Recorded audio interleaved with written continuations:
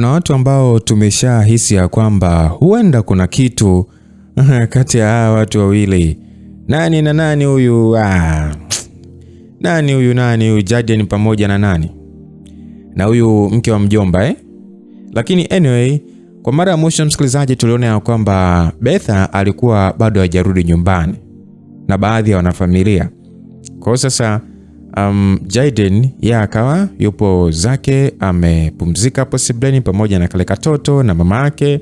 Kwa sasa mama ni kama fulani akaanza kuonesha namna fulani hivi ambayo sisi watu wazima tulielewa kwamba huyu binti ni kama akaanza kumuelewa JC, okay? Kwa hiyo JC anakwenda kulala kitandani, mwenyewe akawa anawaza vipi? Msikilizaji, tusonge mbele, langu jina ni Lucas Lumbasi, okay? Sasa bwana Jaden anaendelea kutuambia kwamba nimekuja kuamshwa na kikengele cha asubuhi ndani ya chumba hiki. Na hii kengele bwana ilinikera kweli kweli. Maana bado usingizi ulikuwa ni mzito. Lakini nikalazimika tu kuishusha miguu chini, nacho kikaacha kunipigia kelele. Hivyo nikajirudisha kulala tena. Ingebidi kuja kuambia wa hapa wakiondoe kabisa, maana usingizi unajua kukatishwa na kutafuta tena. Wewe naumiza. Kidogo nikatazama kitandani hapo na sikuona uwepo wake Betha. Nikaangalia mazingira ya chumba na hayakuashiria yeye kuwa amerudi kabisa. Nami nikajilaza tena nisijali kingine ila kurudi kwenye ndoto zangu. Muda fulani hivi baadaye nikaamka tena na sasa angalau usingizi uliisha. Uchovu mwilini nao ulikuwepo, yani nitamani kama ningeweza tu kujilaza kitandani siku nzima. Lakini najua hiyo isingekuwa msaada kwangu. Basi mimi nikanyanyuka na kunyosha viungo kwa push up nini, simama ka. Kisha nikaingia bafuni sasa kujisafisha. Nikatoka na kuvaa. Huku sasa akili yangu ikiwa sasa inanirudisha nyuma kukumbukia kilichotokea usiku wa jana kutoka kwa Kelisiana.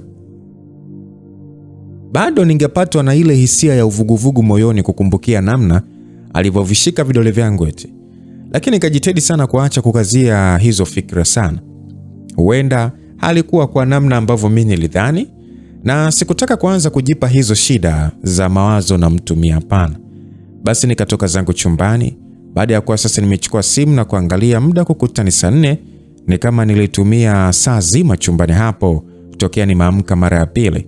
Na sehemu hiyo nje ya chumba ilikuwa na ile hali ya utulivu tu niliyopendelea, kwa sababu ilikuwa na Jumapili, nadhani wote wangekuepo isipokuwa Betha ambaye nafikiri bado alikuwa na mambo yake huko nje na mjomba wake labda.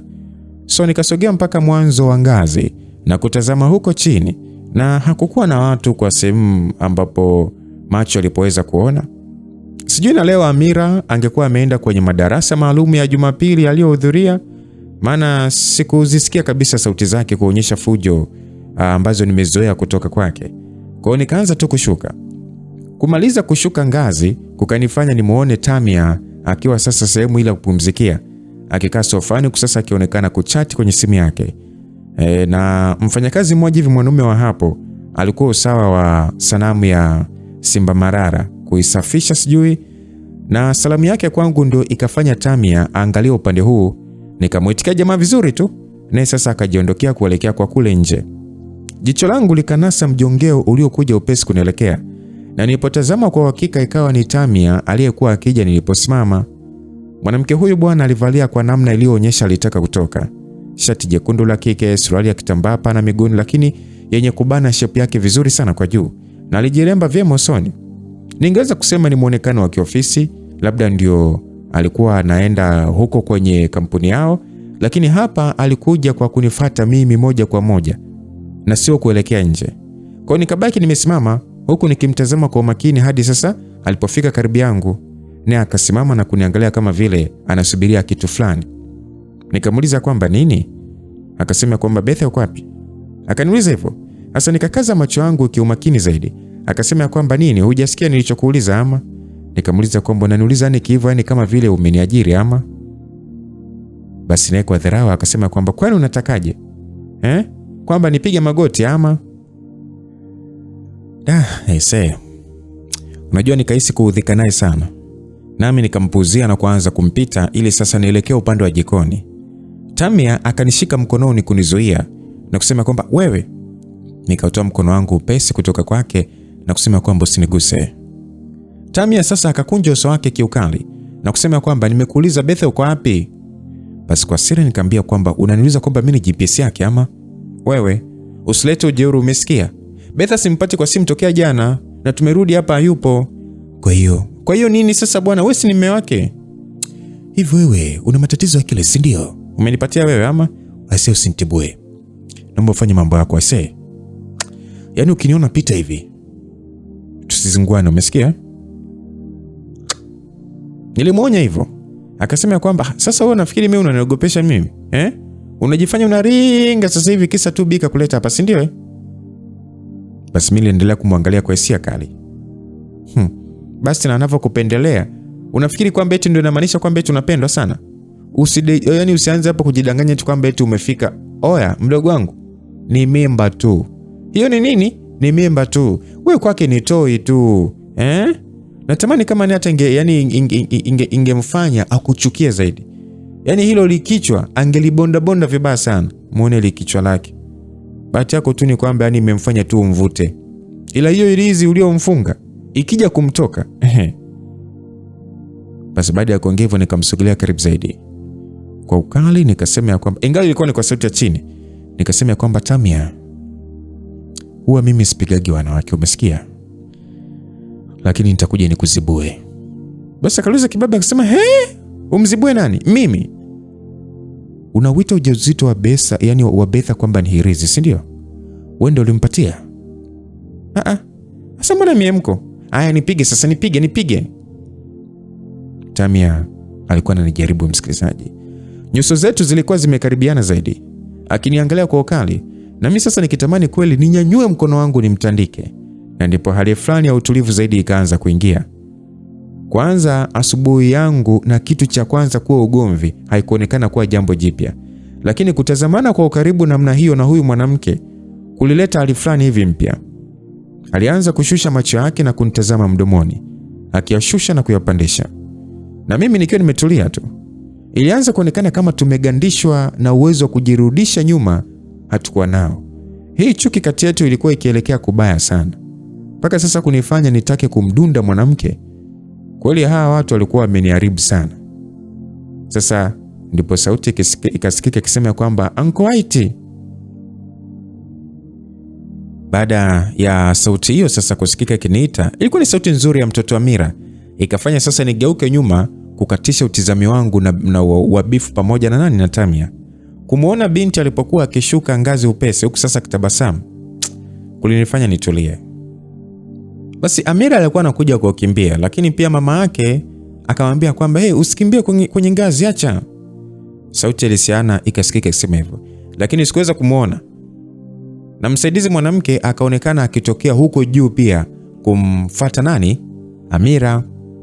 Kisha mama yake naye sasa nikamwona hapo juu. Amira akawa sasa amefika chini huku sasa akicheka kwa furaha. Naye akanikumbatia kwa kupamia miguu na mimi nikampokea vizuri tu. Na mimi sasa sikuwa nimesahau utatu uliokuwa umetokea hapo. Na sikumwangalia tena Tamia, ingawa najua bado alikuwa nyuma yangu.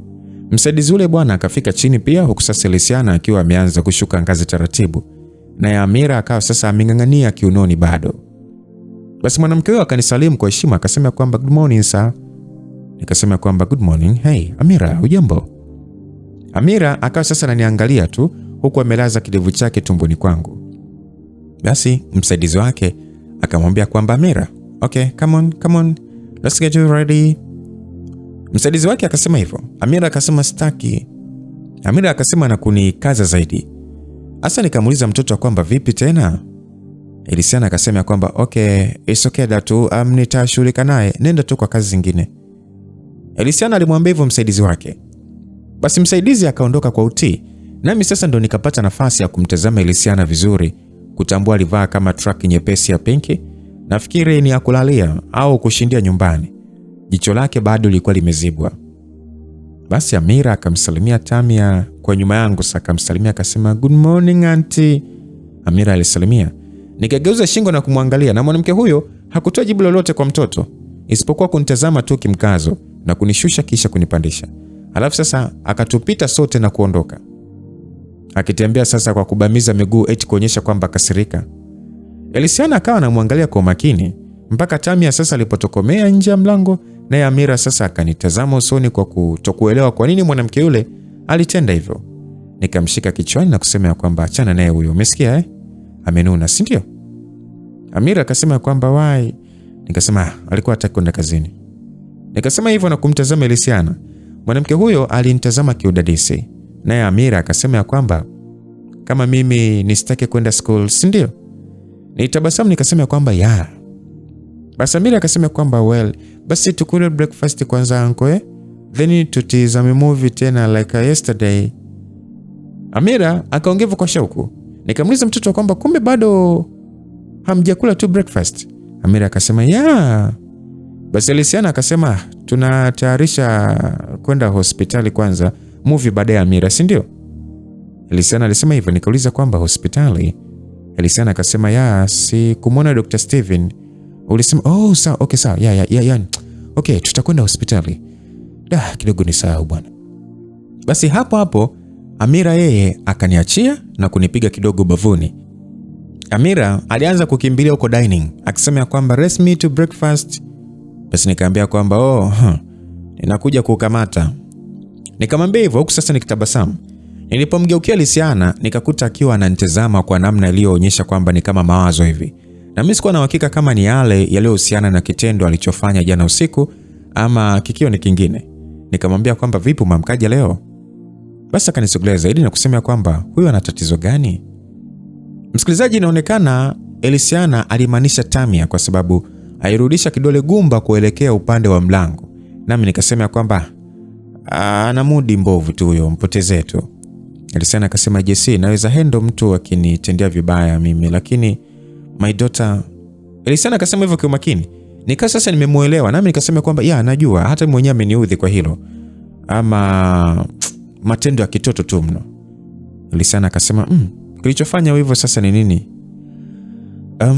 Alitaka kujua tu kutoka kwangu kwamba Betha yuko wapi. Sasa sijampa jibu kama alivyotaka, kwa hiyo akawa amepandisha bangi. Kumbe mimi mwenyewe ameniudhi sana. Anafusi mno kwamba nifanye anavyotaka eti. Betha anaweza kuwa huko kwenye mambo yao na mjomba wake, sio kama vile ni mara ya kwanza hawajakuepo hapa nyumbani.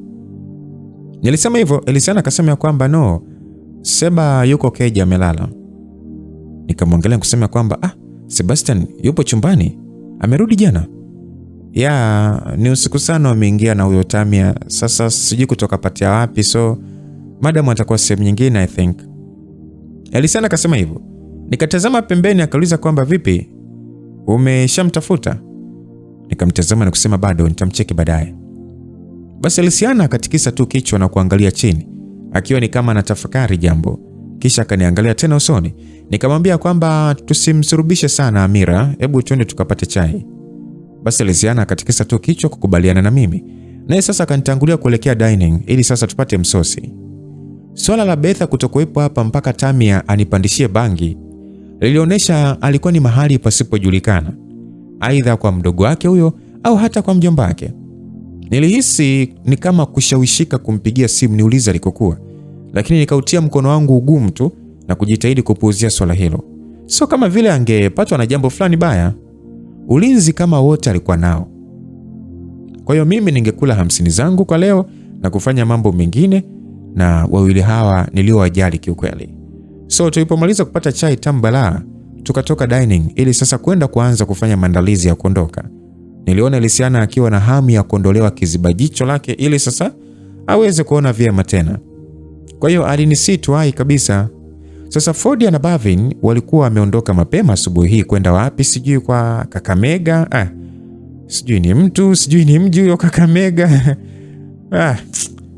Sijui hata. Lakini inaonekana ilikuwa ni mbali na kwa dhumuni la kusalimia watu wa ukoo wake Bavin nadhani. Hivyo wangerejea kesho. Ikawa ni kutia mavazi mengine kabisa na kiatu safi, muonekano wangu wa kizembe kama nilivyopendelea, kisha nikaelekea chini tena na kukaa kuwasubiria Elisiana na Amira waje. Wakati nikiwa sasa nawasubiria, nikampigia simu Batundui kumwambia kwamba niko karibu kutoka kuelekea hospitali, hivyo angeweza kusogeza gari hapo nje kutusubiria. Hakuwa na neno mlinzi mtiifu. Yule mwanamke aliyeitwa Ria alikuja kunisalimu pia na kuongea naye kidogo. Mimi ndiye niliyetaka kumsemesha zaidi, maana alikuwa ni mtu wa salamu kidogo. Kwa baada hapo alirudi kwenye kazi, na alikuwa na umri mkubwa na inaonekana alifanya kazi hapo kwa muda mrefu pia. Alionekana kuwa na roho nzuri, nami nikamwambia akija kujihisi ana shida fulani kwenye afya yake asisite kunisemesha, maana daktari nilikuwa hapo kutoa huduma. Yaani nilimjengea hali fulani hivi ya wepesi kunielekea, maana ni kama bado aliniogopa kwa sababu ya kuwa mume wa madam. Naye akanishukuru kwa hilo na kwenda kwenye kazi zake. Elisiana na Amira wakafika dakika chache baada ya hapo, na of course walipendeza. Ilikuwa ni kama tunaenda out vile. Amira alifurahi sana kwamba leo angetoka matembezi na Uncle White. Elisiana alivalia gauni fupi nyeusi, mtindo fulani hivi mzito kama wa kitambaa cha sweta, likiishia mapajani na ise. Unajua sikuwahi kutambua mwanamke huyu alikuwa na muonekano wa yani ile ni kama soft mate. Ila sasa ndio nikauona. Kulikuwa na unono fulani hivi hapo yani. Ile mikunjo kila hatua aliyopiga ilifanya ikifanya ni kwamba litikisiki. Sijui ni kwa nini sikuwahi kumtazama na kuona hivyo. Hakuwa mzembe kama ambavyo angeonekana mara nyingi. Alipendeza kwa kiasi chake usoni, ingawa jicho moja lilifunikwa. Naye akasema kwamba wapo tayari kuondoka sasa. Kwa hiyo nikasimama sasa nikiwa nimemshika Amira mkono, nami nikamuuliza kwanza Elisiana ikiwa alimwambia Sebastian kwamba tunatoka. Akasema ndio. Alimwambia na mwanaume wake huyo akajirudisha tu kulala kwa kuonekana amechoka bado. Hiyo sasa ikawa ni tiki kwake. Kwa hiyo tukatoka kwa pamoja, na tulipofika nje Batundui alikuwa hapo tayari akitusubiri. Walinzi wawili ambao waliowekwa kwa ajili ya Elisiana na Amira wakataka kuleta gari ili kuwabeba wao, lakini Elisiana akawaambia hakukuwa na shida kwa sababu angekuwa pamoja nami. Wakamkatalia, lakini mimi nikawaambia kwamba wamsikilize kwa sababu tungekwenda hospitali na kurudi, hivyo kusingekuwa kuna shida. Sasa mimi sikusubiria hata wajibu lolote, nami nikawaongoza Elisiana na mtoto mpaka kwenye Maruti Prison. Batundui sasa alitufungulia mlango siti za nyuma na sisi watatu tukaingia na kukaa. Amira alikuwa na hamu sana kwenda kutembelea sehemu mbalimbali, yani kwamba tukishatoka hospitali. Na ingawa hilo halikuwepo mwanzoni akilini, sikuona likiwa ni wazo baya kama tungefanya hivyo ili kumburudisha mtoto. Hivyo Batundui akatia gari moto na kukanyaga mafuta na safari ikaanza. Tulianza kwa kufika hospitali. Nami sasa nikawasiliana na Dr. Steven kumwambia kwamba nilikuja pamoja na Elisiana kumwona yeye. Hakuwa akipokea wagonjwa wa macho kwa Jumapili, lakini alikuwepo hospitalini. Hivyo akasema kwamba haikuwa na shida. Kwa hiyo tukaelekea hadi kwenye ofisi yake na kukaa kumsubiri, maana alikuwa sehemu nyingine. Naye alipofika baada ya dakika chache tukasalimiana vizuri, akamjulia hali Elisiana, utani kidogo. Kisha ndo ikafuata sasa pindi ya kumwondolea bandage mwanamke huyo kutoka kwenye jicho lake. Amira aliogopa kiasi alipoona jambo hilo, akijificha kwangu ili asione. Naye Dr. Steven sasa akafanikiwa kuiondoa yote kichwani kwake Elisiana na kuendelea kumwangalia kwa umakini zaidi. Sasa kanibidi mimi pia nisogee upande huo nikiwa na Amira, tukimwangalia mama yake pamoja sasa kwa mbele. Na Elisiana alikuwa amefumba macho yote. Daktari akasema kwamba ayafumbue. Naye akatii na kuyafumbua pamoja. Daktari akamuuliza aliona vipi? Na Elisiana alianza kuangaza huku na huku akituangalia kwa usahihi na bila lenzi zake kucheza sana wala nini. Naye Dr. Steven akamuuliza ikiwa alihisi maumivu jichoni. Elisiana akakanusha hilo, lakini akasema alihisi mwasho kidogo tu. Hivyo daktari akamwambia ajaribu kupiga mwayo. Akafanya hivyo kwa kujistiri na macho yake yalipojaa machozi. Daktari akamuuliza ikiwa jicho alilotibiwa lilichoma au kuendelea kuwasha. Lakini Elisiana akatikisa kichwa kukanusha. Basi Dr. Steven akaniangalia na kutikisa nyusi kumaanisha kwamba hapo kazi ilikuwa imekamilika. Nami nikamwangalia Elisiana na kutabasamu. Elisiana akatabasamu kwa furaha pia, akionekana kufarijika sana. Na Amira akamuuliza kama alikuwa amepona, akamwambia ndio. Na mtoto basi akamkumbatia kuonyesha furaha yake. Kwa pamoja tukamshukuru sana Dr. Steven, na yeye sasa akarudisha shukrani huku sasa akisema kuna dawa ya macho ambayo Elisiana angetakiwa kwanza kujidondoshia jichoni ili kulipa usawaziko mzuri zaidi. Hivyo ningemchukulia na yeye kwenda kwanza kuitumia nyumbani. Mwanamke huyu sasa akawa amepona shida yake. Na alikuwa na macho mazuri kweli kweli. ningeweza kuyafananisha na ya Elizabeth Michael. Hivyo zoezi hilo bwana likawa limemalizika, nasi kwa pamoja tukawa tumeondoka hapo pamoja na Dr. Tukesa, tunapata maongezi mawili matatu mpaka tulipotengana kwa sisi kuingia kwenye lifti. Kwa hiyo tukaanza kushuka, nikiwa sasa namwambia Elisiana sasa mambo yangekuwa shwari zaidi baada ya yeye kupona. Na kwa furaha mwanamke huyu akanikumbatia taratibu huku akinishukuru sana. Alinifariji of course. Kabla hata sijarudisha kumbatio lake, Amira akaingia katikati yetu eti akitaka kukumbatiwa na yeye. Nasi tukamuunganisha kweli kweli tukifurahia amani hiyo. Baada ya watu sasa wengine kuongezeka kwenye lifti, ndio tukaachiana na kukausha hadi tulipofika chini. Na moja kwa moja tukaanza kwenda eneo la maegesho ili tuondoke hospitalini hapo hatimaye. Ilikuwa imeshaingia mida ya saa saba hivi. Baadhi ya madokta na wauguzi tuliofahamiana na of course walinisemesha sana kirafiki tulipopishana nao. Na tukiwa sasa tumelikaribia gari, nilikuwa na wazo la kuwaacha wili hawa kwa ufupi ili sasa nikamchukua Elisiana, yani nikamchukulia dawa Elisiana, ile dawa ya macho ambayo nilikuwa nimeelekezwa na dokta. Lakini sasa nikaweza kumuona Leticia. Leticia ni yule muuguzi mrembo, unamkumbuka ambaye alikuwa ananitongoza ambaye alikuwa sehemu ya nje kukaribiana na mwingiliano wa magari, sehemu ya mapokezi pamoja na wauguzi wengine watatu na mlinzi. Alikuwa ananitazama, yani ile kwamba nimuone na labda nitenge jambo fulani. Na huo ndio ukawa ukingo wa wazo langu kwenda kuchukua dawa. Ingenipasa kupita hapo ili sasa niingie pharmacy ya ndani huko. Na kwa kutokutaka kujenga hali ya wajabu, nikaona ngoje nigaili tu ili kumkwepa. Tukaingia kwenye gari pamoja na hawa wapendwa. Batundui sasa akatuondoa hapo taratibu na kumpa hongera Madam Elisiana kwa kupona jicho lake. Alikuwa akitaka kuturudisha nyumbani sasa, lakini Amira akakazia kwangu kwamba alitaka tukatembee sehemu nzuri, alafu tule na ice cream nini ndio turudi nyumbani. Kwa kufurahishwa na mtoto, inaonekana Batundui akaitimiza hiyo kodi ambayo alipewa, kwamba ikiwa ni sehemu hususan ya kunipeleka hakutakiwa, yani kwamba hakutakiwa kufanya hivyo. Na sasa akakubaliana na wazo hilo, huku sasa akituuliza tungependa kwenda wapi. Upesi Amira akaongea kwa shauku akisema kwamba twende Columbus. Lakini Elisiana akamwambia huko ni mbali sana. Nikauliza ndio palikuwa wapi? Naye Batundui akanijulisha kwamba huko palikuwa ni maeneo ya mbele zaidi kutokea huko. Mwendo ungechukua karibia saa zima. Sasa Amira akawa analazimisha kutaka kwenda kule maana ndio kulikuwa na ice cream alizopenda. Lakini mama yake akapendekeza sehemu nyingine. Ni sehemu fulani hivi ambapo panaitwa Big Spoon Cafe. Binti akakubali tu ingawa kishingo upande. Nami sasa nikajitahidi kumchangamsha kwa kuanza kucheza naye michezo ya watoto huku sasa safari ikiendelea. Nikahisi huu ungekuwa ni wakati mzuri zaidi kwetu. Kwa hiyo tukafika hiyo Big Spoon Cafe na ilikuwa ni kama mgahawa ama hoteli maridadi sana. Ulijengwa kama ghorofa bana kwenye eneo la mji huu lilokuwa na shughuli nyingi, na kwa sababu ya muonekano ghali kiasi hata watu walioonekana kuingia hapo, ingawa hilo lilionwa ni kama ni kwa kawaida tu. Basi tukaingia na ukaribishwa vyema na mhudumu ambaye akatuelekeza kwenye meza moja ili sasa sote tukae na kuagiza menu. Of course Elisiana na Amira wakachagua vyakula vizuri, na mimi sasa nikawaomba wanichagulie tu. Batundui naye alikuwa pamoja na sisi akiomba aletewe juice tu. Hivyo mhudumu akaondoka kuleta alivyoagizwa.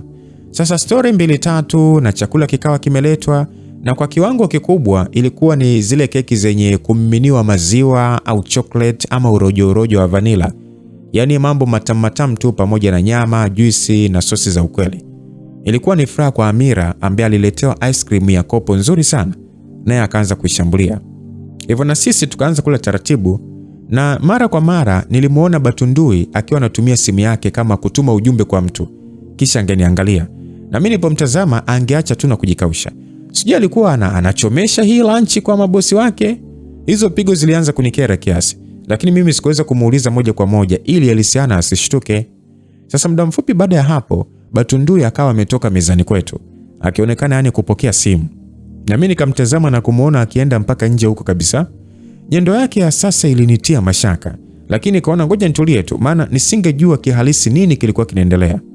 Elisiana alionyesha furaha yake kwa kumpeti sana Amira, akiniasa na mimi nile mpaka nishibe, na mimi tabasamu la amani tu ndio lilinitoka kuangalia wawili hao wakiwa namna hiyo. Kidogo tu Batundui akawa amerejea. Na sasa akaja moja kwa moja mpaka kunikaribia, kisha akaniinamia na kunisemesha karibu na sikio langu, akisema ya kwamba unasubiriwa na mtu nje. Alisema maneno hayo na kusimama wima tena, akiniacha na mtazama kiumakini, na nikamuuliza kwa ishara ya mdomo kwamba nani. Yeye akatoa ya kichwa kunionyesha twende nikaone. Alikuwa makini sana, nami nikamtazama Elisia na kukuta sasa anatafuna chakula taratibu huku anatuangalia kimashaka. Sasa nikajitahidi mimi kumpatia tabasamu tu na kusema kwamba natoka mara moja na ninarudi muda si mrefu, maana kulikuwa kuna mtu niliyefahamiana naye alikuwa ananisubiria nje. Sasa Elisia akatikisa tu kichwa kukubali, huku Amira akiwa sasa anajilamba vidole michuzi ya ice cream nini ambayo ilikuwa imemjaa. Nasi wanaume sasa tukatoka hapo, nikiwa sasa namfuata Batundui aliyeniongoza mpaka kufikia karibu na sehemu tulioegesha briza yangu. Sasa nikamuuliza kwamba oya, nani ananiita? Nikamuuliza tuka sasa tumelifikia gari. Batundui akanigeukia na kunionyesha kwa ishara ya kichwa kuwa nitazama upande wa pembeni. Nami nilipoangalia huko, nikaweza kumuona mwanamke fulani hivi upande wa pili wa barabara aliyevuta umakini wangu kwa namna iliyonifanya sasa nitambue kwamba nilimjua. Alikuwa amesimama usawa wa gari jeupe Range Rover, tena model ghali sana, akiwa amevaa kama abaya la rangi ya kijivu, kilemba cha rangi hiyo hiyo kichwani, miwani nzuri sana mieusi. Naye sasa akanipungia mkono wake huku sasa akiniangalia kwa njia makini. Nikampungia mkono kidogo pia, nami nikamtazama Batundui na kuuliza kwamba huyu nani, Kadra? Batundui akatikisa nyusi huku sasa akitabasamu kiasi. Sasa mimi nikataka kulalamika kwa hicho alichokifanya, lakini Batu akaniambia kwamba akanitafuta akakuulizia. Nikamwambia tuko hapa, akasema anakuja, anataka muongee, so wewe nenda tu saa. Akaniambia kwa ushawishi. Nikamwambia kwamba kaka, unataka kujiletea matatizo si ndio? Betha akijua hili atakuua. Batu akasema kwamba hawezi, yani ni kama tu labda usipomwambia. Basi nikatikisa tu kichwa kwa kukerwa kiasi, maana jamaa alionyesha kutaka kujipendekeza kwangu sijui, na akafikiri dawa ni kunisogezea sugar mami. Basi nikampita tu na kuvuka barabara nikitaka kwenda kuuzimisha huu upuuzi mwanzo mwisho. Ndio, ulikuwa ni upuuzi. Nikamfikia mwanamke huyo ambaye alikuwa ni mweupe kweli kweli na mwenye pesa kwa jinsi ilivyoonekana, akiwa sasa amevalia micheni na mipete ya gharama sana, naye akanionyesha tabasamu la upendezi kunielekea. Akanisalimu, nikamjibu. Akaniambia kwamba unanikumbuka dokta? Akauliza na sauti yake ya mama kijana hivi. Nikauliza kwamba ndio mama Farhadi, mwanao mzima. Akanijibu kidoido, yes, thanks to you. Okay, vipi, hili ni gari lako ama? Yeah. Tuingie kuongea humo, hapa ni jau sana. Sawa, alijibu hivyo. Upesi nikazungukia upande wa pili, na yeye alipofungua mlango mimi pia nikafungua na kuingia, nikitazama kule mbele mgawani na kuona kwamba Batundui alikuwa amesimama pale pale usawa wa gari akiangalia huku kwa umakini. Mwanamke huyu sasa alipokaa vizuri ndani ya gari hili alinifanya nivute harufu tamu sana wanaojua wanawake Waislamu tu na urojorojo wao mwingi tu. Naye akaitoa miwani yake machoni na kunitazama. Alikuwa ni mzuri, miaka ya 47 hivi huko, lakini alivutia. Ili mwili tu lionekana kuwa ni na ule au basi.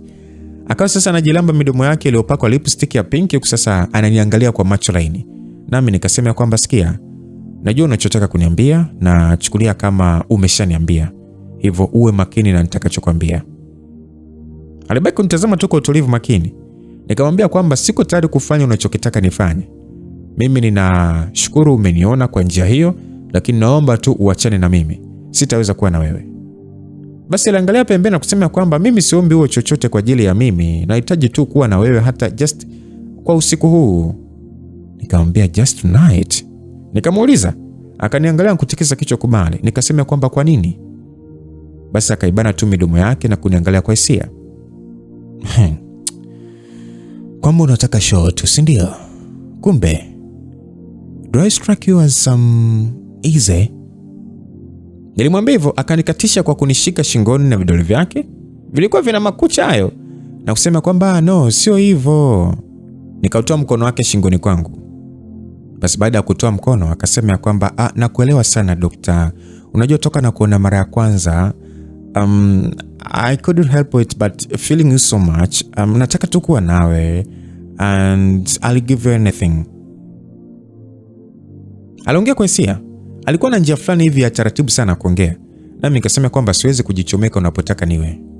Wewe kwanza umeolewa? Akasema yes, but mume wangu mzembe sana.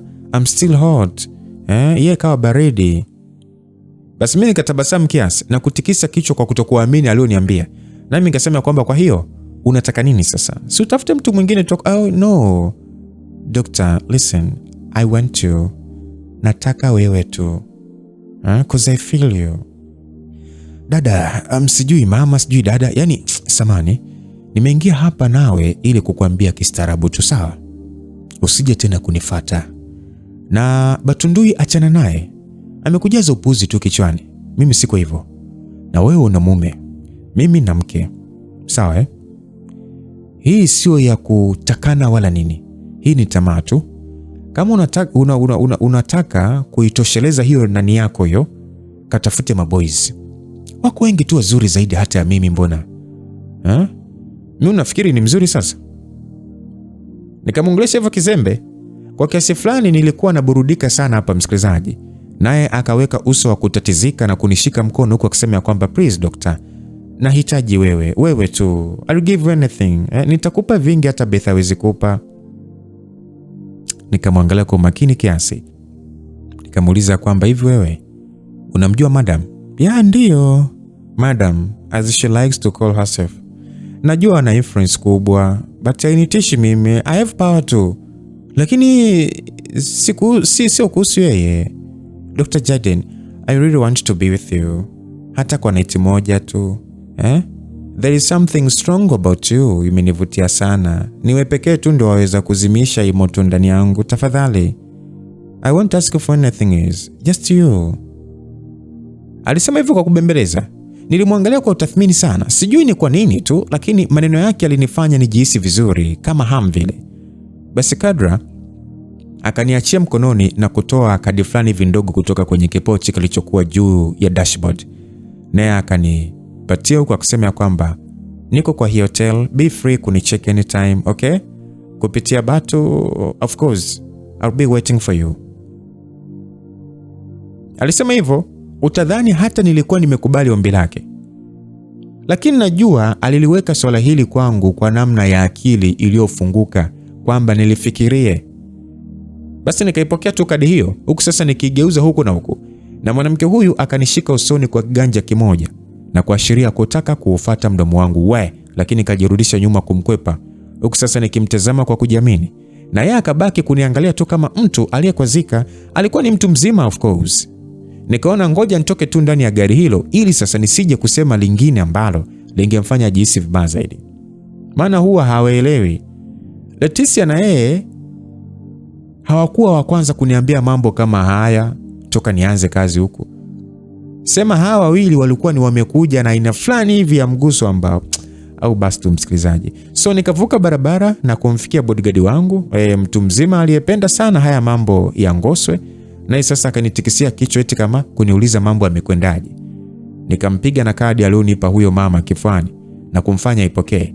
Nami sasa nikaelekea ndani kule kuendeleza mlo na wakina Amira. Sikutaka kujali tena kuhusu jambo lililotokea hapo nje, kwa kuwa raha zaidi kwangu ilikuwa ni hapa ndani.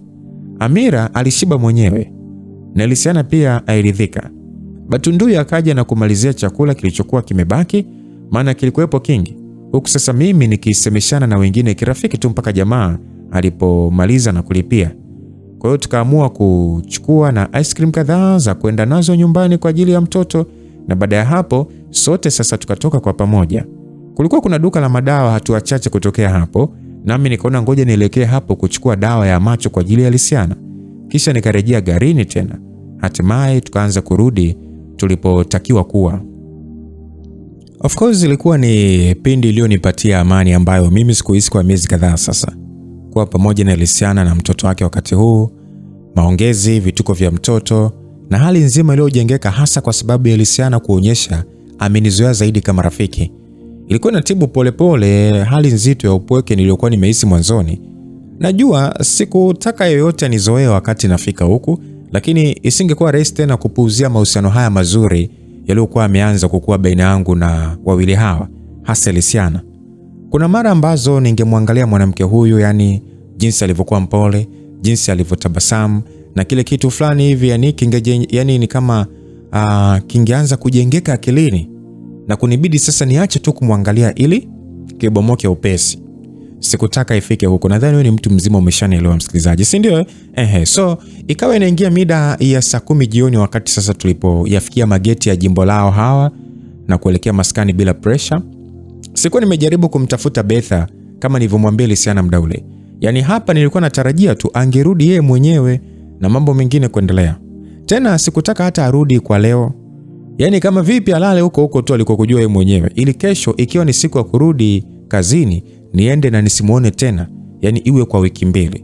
Nilijua tu alikuwa sawa, ingawa sikujua sana kama aliitunza afya yake vizuri huko. Kwa hiyo tukaifikia nyumba ya madam hapo na gari kuegeshwa, ikiwa sasa imeshaingia saa 10 yenyewe na kukuwa na walinzi wale wa kawaida wanaosimama hapo nje. Tukashuka pamoja sisi watatu. Na Yamira sasa akawa ameona kipepeo chenye rangi nzuri kikipita kando yetu. Kwa furaha binti akasema kwamba butterfly. Hapo sasa akaanza kukimbiza kuelekea upande wenye bustani. Elisiana akaanza kumuita akimwambia kwamba arudi. Basi mimi nikamwambia kwamba inaonekana hajaona vipepeo kwa muda. Elisiana akasema yani Amira. Elisiana akasema hivyo huku sasa akijishika kiuno. Nikamwambia kwamba mwache tu amkimbize. No, anaweza hata kufika kwa fence huko mbali. Amira. Elisiana akasema hivyo na kuanza kuelekea upande huo kumfuata binti yake. Ni kuelekea upande huo ndio Batundui akawa sasa amelipeleka gari kwa ajili ya maegesho. Nami nikamwambia Elisiana kwa sauti ya kwamba natangulia ndani. Basi akanigeukia kifupi na kusema kwamba okay. Kisha sasa akawahi akamwahi yule binti yake. Sasa mimi nikageuka tu na kwenda zangu ndani, simu ikiwa mkono mmoja na mifuko yenye ice cream za mtoto mkono mwingine. Kama kawaida wasaidizi wawili wakaja kunipokea na kunisalimia. Nao wakasema wangeandaa meza ya chakula kwa ajili yangu upesi, lakini nikawajulisha kwamba tayari nilikula na bado nilishiba. Labda wamsubirie tu Elisiana aje na mtoto kuuliza kama wao wangepata chakula tena. Wakaonyesha kuelewa hilo. Hivyo mimi sasa nikaongeza hatua zangu kuzielekea ngazi na kupanda moja kwa moja hadi juu, ili sasa nikajimwagia upesi na kisha kutulia. Labda hata ningetumia muda huu kukaa pamoja na Elisiana kufurahia mambo yake nini, si unajua. Nikiwa sasa ndio na ukaribia mlango wa chumba chetu na Betha, masikio yangu yakapigwa na sauti fulani hivi hafifu iliyovuta umakini wangu. Ilitokea upande wa korido hilo la vyumba lililokunja kuelekea upande wa vyumba vingine, na ilisikika kama vile mtu aliyekuwa karibia kutapika. Ilikoma mara tu nilipoisikia, lakini nikabaki kujiuliza maana yake ingekuwa nini. Sasa upande huo bila shaka ndio uliokuwa na chumba chake Sebastian na Elisiana, na huenda jamaa bado alikuwepo. Udadisi ukanifanya sasa nitake kujua nini kiliendelea kwa upande huo, maana inawezekana hata alikuwa amemkaba mtu huko. Hisi ya haraka sasa iliyoniingia ni kutaka kutoa msaada. Nisingefikiria labda yeye ndiye aliyekuwa anahitaji msaada. Yani kama ningekuta anatapika hata utumbo, ningemwacha afie huko. Sasa mimi nikapiga hatua kuufuata uelekeo huo taratibu tu, na nilipokuwa nimeukaribia mlango wa chumba cha Seba, sasa ningeweza kusikia sauti nyingine zilizofanya nitambue kilichokuwa kiendelea. Inaonekana chumba hicho kingekuwa kipana kama tu ilivyokuwa cha Betha. Sikuwahi kuingia humo. Kilichofanya yaliyoendelea humo kusikika ilikuwa ni kwa sababu mlango uliacha wazi mdogo sana. Na sauti hizi zilizosikika zilikuwa za mifyonzo, kama kula hivi ama labda kunyonya hivi, na pumzi nzito kiasi zilizoonyesha hali ya mzuka. Na hapo ndio nikaelewa kuna jambo la kimaabara lilikuwa linafanyaje linaendelea humo. Ikawa wazi kwamba Seba alikuwa ameingiza mwanamke ndani ya chumba chake cha ndoa, wakisikika kufanya mambo yao. Na kikweli jambo hili lilitatizika kidogo kwenye fikra kwa kadri kubwa sana. Sio kwa sababu ya huyo mwanaume, ila ni kwa sababu ya Elisiana. Yani angehisi vipi kama angefika hapa sasa hivi na kukuta hali hiyo tena chumbani kwake? Na huenda tu ni kama Mungu tu kumfanya mtoto aanze kukimbiza kipepeo na mama yake kumfuata huko. Lakini kama isingekuwa kipepeo, so mimi nikageuka nikiwa nawaza nirudi tu huko chini na kujaribu kutengeneza mazingira ya kuzuia Elisiana na hata Amira wasije kufika hapa kwa wakati huu. Lakini hebu ngoja kwanza, kwa nini? Ingekuwa ni kama namkingia mgongo Seba kwa kufanya mambo, si ndio? Sawa, huenda Luciana angejisikia vibaya kama angegundua, lakini ingenipa faida gani mimi kutenda hivyo na kuwa kama ninatetea upuuzi wa mwanamume huyo? Sijui ni nini tu ambacho kikafanya nianze kuwaza kwamba ningeweza kulitumia jambo hilo kwa faida yangu nyingine. Sio leo, labda kwa wakati ujao. Kwa jinsi ambavyo Seba alijiona kuwa mtu mwenye kinga muda wote, nilitaka niwe na kitu ambacho kingeweza kutumika kumharibia hata sifa zake kwa siku moja tu ambayo angekuja kunitibua. Na hapa nikahisi nimepata njia hiyo. Mawazo hayo sasa yenye hila yaliyoniingia yalifanya nihisi kusisimka kifikra, nami nikaanza kubofya kwenye simu yangu kuweka upande wa kamera. Nikautia mfumo wa kurekodi video, kisha nikaurudia mlango huo. Na hii sasa ingekuwa ni noma sana msikilizaji. Nilitaka nimrekodi upesi mwanamume huyo akiwa anafanya huo upuuzi wake humo ndani. Na niliwaza pia kwamba huenda jambo hilo lingeweza kuonwa na watu wa Betha waliokaa tayari na mifumo yao kuchunguza simu yangu. So unajua simu yangu inafuatiliwa sana Kwa hiyo unajua tu kama wangepekua wangeona. Hivyo nikaseti rekodi hii iweze kutunzwa kwenye drive ya email niliyokuwa natumia. Yaani ile tu nikimaliza kuchukua mkanda na kuitunza, moja kwa moja itumwe huko na kutulia. Mimi sikuwa na uhakika juu ya hili, lakini hata kama ingetokea hao watu wangetumia njia zao kuifuta hii ya kwenye simu ili kumlinda mjomba, mimi ningekuwa na akiba ambayo wasingekuwa na muda wa kuifuatilia kwa kudhani tayari wameondoa tatizo. Basi haikuniwia ugumu wowote kufanya hivi, isipokuwa najua ningetakiwa tu kuwahi. Na shukrani kwa mlango kuachia wazi kidogo, nikausukuma taratibu kuhakikisha hautoi sauti ya aina yoyote. Uwazi zaidi uliotoshea mimi kupitisha simu na kuigeuzia upande wa mbele kukielekea chumba hicho nikaupata. Kamera ingeweza kuchukua matukio ya humo ndani vyema tu. Nilipoipeleka simu huku na huku sasa kama kuizungusha taratibu vile, maana sikuweza kuingiza kichwa kuona ni wapi kihususa Seba na mwanamke wake walikuwa. Kwa hiyo sauti zile za mifyonzo zilikoma, nami nikamsikia Seba akisema kwamba come on, let me shoot one up. Na sauti yake ile sauti ya kike sasa ya chini iliyotoa kicheko nikaisikia pia. Baada ya jamaa kusema kwamba come on, let me shoot one up, basi upesi sana nikaurudisha mkono wangu kwa nje, kwa sababu kuna hisi fulani hivi ilikuwa imeniingia baada ya kusikia sauti ya kicheko hicho. Yaani ilikuwa ni kama haikuwa ngeni, na hilo sasa likanifanya nisimamishe rekodi kwenye simu na kuitunza upesi. Moja kwa moja ilitumwa kwenye akaunti yangu, kisha nikaamua kuitazama rekodi hiyo kwanza. Ilianzia kwa huku nje nilipoiweka na kisha kupitia mlangoni hapo nilipouingiza mkono. Mandhari nzuri ya chumba ikianza kuonekana, na ndipo walengwa wa rekodi hiyo wakaweza kuonekana pia. Macho yangu yakakaza baada ya kuingiwa na msisimko wa mshangao kwa nilichokiona hapo. I say, unajua sikuamini. Seba alionekana akiwa amesimama sehemu iliyo karibu na kitanda, akiwa amevalia t-shirt pana la njano alilolishikilia kwa kuvuta juu. Huku sasa mapaja yake akiwa ni kama ako empty tu, kufikia ni chini ya miguu yake, na suruali ilikuwa imeshushwa kidogo mpaka hapo. Mbele yake kulikuwa kuna mwanamke aliyechuchumaa kwa kujibinua tu. Huku sasa naye akiwa amevaa t-shirt kubwa la rangi ya Madina. Na alikuwa amevalia t-shirt hilo tu labda na kikabati tu kwa ndani. Huku sasa akimshikilia Seba kiunoni kwa mikono yake. Na kuni ya Seba ilikuwa kwenye kinywa cha huyo mwanamke. Msikilizaji, mwanamke huyu alikuwa ni Tamia. Unajua nishindwa kujua hata nishangae kwa namna gani. Nilibaki kuitazama video hiyo ikionyesha mdogo wake Betha alipoendelea kufurahia hilo jambo la kuni kuwa eneo hilo. Na Seba alivyoonekana alikuwa anaonekana kufurahia tu. Haikuonekana kama Tamia alikuwa analazimishwa. Yaani ni alimtazama Seba kwa uchu mwingi sana, kana kwamba alikuwa ni kama zezeta kwake. Na ndipo mwanamume huyo sasa alipoonekana kuridhika sana. Aise, ndipo hapo sasa alionekana kumwambia yale maneno niliyokuwa nimesikia akiyasema kabla sijatoa simu mlangoni hapo upesi. Nilishindwa kuelewa nini kilikuwa kinaendelea. Jambo hili bwana lilikuwa ni jipya kwangu, lakini labda halikuwa jipya kwao. Betha alijua, sidhani. Madam asingeweza kukubaliana na kitu kama hicho hata siku moja. Najua kwa sababu nilimjua vizuri. Ni wazi jambo hili lilikuwa ni siri, na huenda liliendelea kwa muda fulani sasa, mpaka kuwafanya wawili hao wajiamini vya kutosha kulifanyia vyumbani mwao kabisa.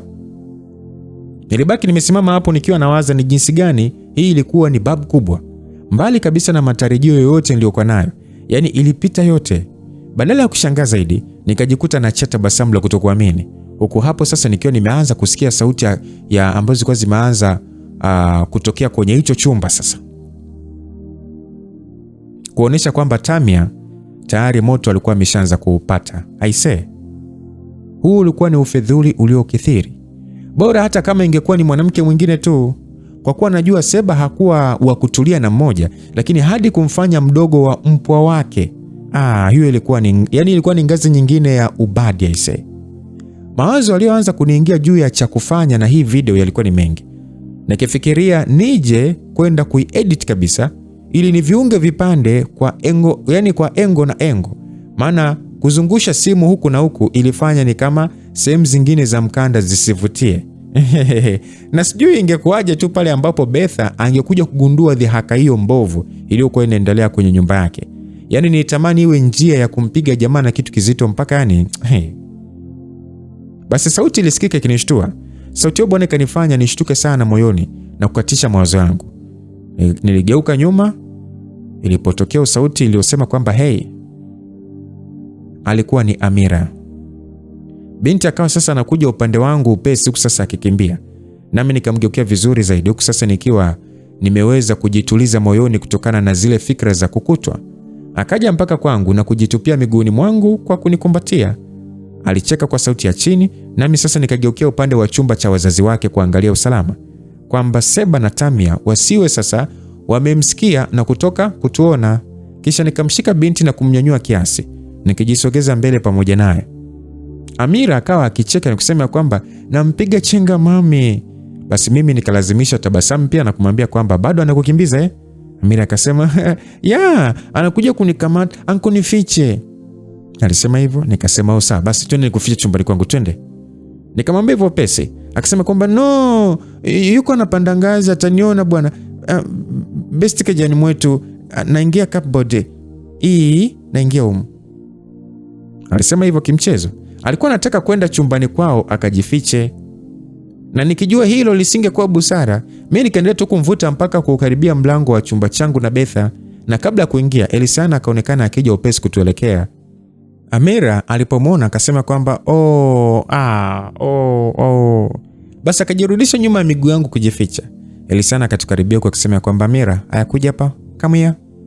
Alionekana kuudhika. Nami nikasema kwamba calm down.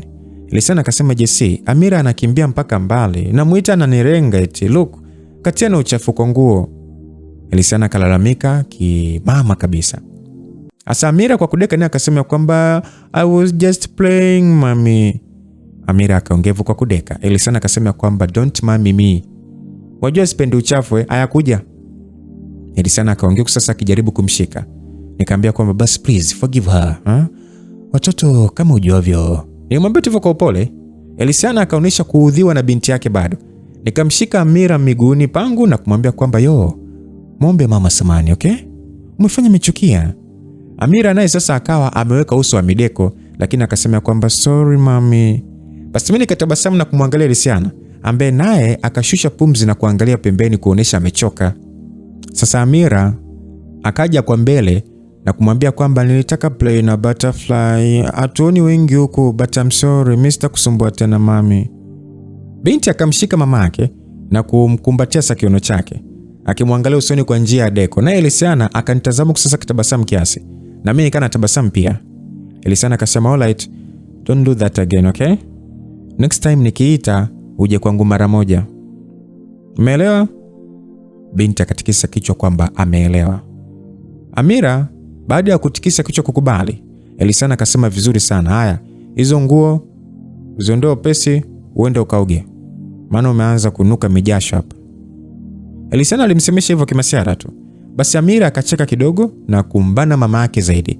Kwa jinsi ambavyo Elisana na binti yake walionyesha upendo wenye kina kuelekeana, ingekuwa ni rahisi hata kusahau yale niliyotoka kuona muda mfupi nyuma. lakini bado yalicheza akilini kwa sababu yalikuwa karibu na sisi kuliko jinsi ambavyo wawili hawa wangeweza kutambua. Na hilo sasa lilitikisa sana moyo wangu. Hawakustahili kabisa yale ambayo Seba alikuwa akifanya nyuma ya mgongo wao ama migongo yao. Elysiana akaniangalia na kusema kwamba wacha tuingie keja kujisafisha nao. Ulikuwa unakwenda kupumzika Basi mimi nikabaki kumtazama usoni kana kwamba sikusikia alichosema. Elysiana kuona nimeganda tu akasema kwamba hey. Nikapepesa macho kusema kwamba naam. Elysiana akasema everything okay? Nikasema yeah, nilikuwa. Basi sauti ilisikika ikisema kwamba mmerudi. Swali hilo likakatisha nilichokuwa nataka kusema. Na ilikuwa ni kutoka kwenye sauti yake Seba ambaye alikuwa ni nyuma yangu. Mimi sikugeuka kwa sababu hisia mbaya ikaniingia baada ya kukumbukia tena nilichotoka kuona anafanya. Elysiana sasa akawa anatazama nyuma yangu. Naye Amira akamwachia mama yake na kunipita. Bila shaka akiwa sasa ameenda kwa baba yake kumlaki. Baba yake naye akasema kwamba nilijua tu ni wewe. Nimesikia kisauti chako. Seba alisema hivyo. Basi tukaangaliana na Elysiana machoni. Yeye akiwa kama anaonesha maana nyingine na mimi hapo sasa nikiwa nawaza kingine kabisa. Seba akatusogelea akiwa sasa amemshikilia Amira, akisimama kando yangu sasa. Nami nikashusha macho na kumwangalia kichini kuona kwamba sasa alikuwa amevaa nguo kama ya kulalia, akijifunga kwa kimkanda chake kiunoni. Hiyo sasa ingemaanisha Tamia alikuwa ameshatoka chumbani kwake na labda kukimbilia kwenye chumba chake huko mbele zaidi baada ya kuzisikia sauti za mtoto. Na ndio jamaa akabadili na mavazi sasa ili haje hapa akionekana mpya. Seba akasema kwamba wow. Seba alisema hivyo. Nikamtazama usoni kiumakini. Alikuwa anamwangalia Elysiana. Naye akasema kwamba mboni yako ya wasafi sana. Hani umependeza. Elysiana akaangalia chini kusema kwamba thanks. Asa jamaa akaniuliza kwamba so nao naona anaona vizuri anatazama vizuri sasa hivi, si ndio? Mimi nikaacha kumwangalia kutazama pembeni. Basi Seba akamtania mwanamke akisema kwamba sitakuficha lolote sasa hivi. Hadi gizani utaniona. Seba alisema hivyo. Nikamwangalia Elysiana na kuona ameishiwa tu pose. Naye akasema kwamba Amira, come, twende uchange. Seba akasema kwamba yes Amira, go with mommy badili mje tupige story tena Basi Seba akasema hivyo. Amira akatikisa kichwa kukubali. Naye akaanza kutangulia kuelekea huko chumbani kwao. Sasa Elysiana akanitazama kwa ufupi tu akiwa kama anataka kusema kitu, lakini kwa sababu ya uwepo wa mwanaume wake akagaili na kutupita, yani akatuacha sote tumesimama hapo. Nami nikamwangalia Seba na kuona sasa alipomtazama mwanamke huyo kufuatisha hatua zake zilizofanya sasa atikisike kwa nyuma. Seba akasema kwamba nitaambiwa najua kuchagua. Seba alisema hivyo. Nilimtazama kwa hisia kali sana. Naye sasa aliponiangalia tu nikageuka na kukaribia mlango wa chumba changu. Nisitake kabisa kubakia hapo. Jamaa akaniita. Nami nikamwangalia nikiwa sasa nimeshaufungua mlango. Akaniambia kwamba kazi nzuri. Nikakaza macho kumuonyesha sijaelewa anachomaanisha.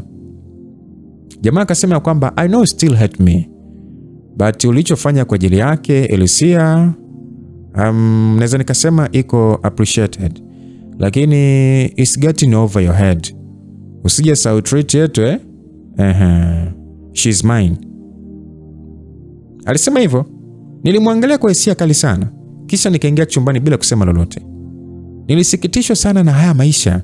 Nikaenda hadi kitandani na kukaa kwanza, nikiwa sasa nimeanza kumtafakari Elysiana. Sijui ingekuwa busara kumwambia ukweli na wakili nilichokiona leo. Kwa mambo mengi ni kama vile aliishi hapa kwa ajili ya mtoto tu. Sidhani hata ikiwa alimpenda huyo mwanaume, lakini kumwambia jambo hili ingesaidia nini? Haikuonekana kama alikuwa na nguvu za kubadili chochote, na huenda hata Seba angechukua hatua mbovu dhidi yake kama Elysiana angeanzisha mgogoro. Kwa hiyo nisingependa aumie, maana naelewa mwanaume huyu asingesita kutenda kwa njia ya kikatili kwake, na wakati huo Elysiana alihitaji sana kutulia. Hivyo nikatazama tena video ile ambayo nilikuwa nimerekodi ya kwenye kamera. Sasa bado ilikuwepo. Utumbo ambao Seba na Tamia walikuwa wanafanya ulinikera sana, lakini ingenibidi tu nivunge tu kwa sasa. Nikaifuta rekodi hiyo mimi mwenyewe, huku sasa nikielewa kwamba copy bado ingekuwa imetunzwa kwenye akaunti yangu ya Drive. Ingawa Seba kumuonea Elysiana namna hiyo kulinitatiza sana, ingenibidi tu nitulie. Kikweli sikutakiwa hata kujiingiza kwenye mambo yao.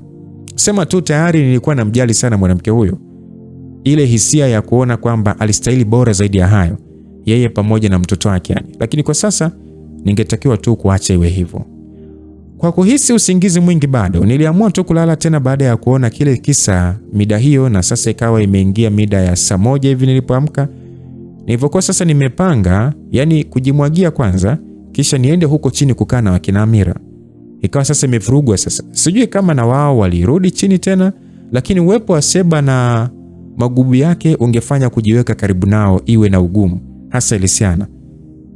Sio kwamba eti ningelazimisha kujiweka karibu nao, lakini kama mazingira yangelazimu ningefanya hivyo. Nisingejizuia kuonyesha upendo wa wawili hao kisa tu mjomba ushenzi hataki. Kwa hiyo nikaona ngoja niingie tu kujimwagia kwanza. Kisha nikavaa nguo nyepesi tu na malapa, nami nikashuka hadi huko chini, jumba likiwa limependeza kwa mianga yake meupe.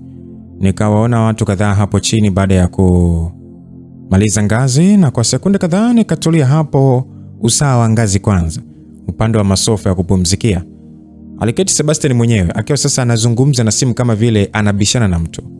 Alivalia kimtoko, na upande wa viti sofa pale walikaa Elisiana na Amira. Binti akiwa sasa anaandika kwenye daftari, huku sasa mama yake akionekana kumwelekeza.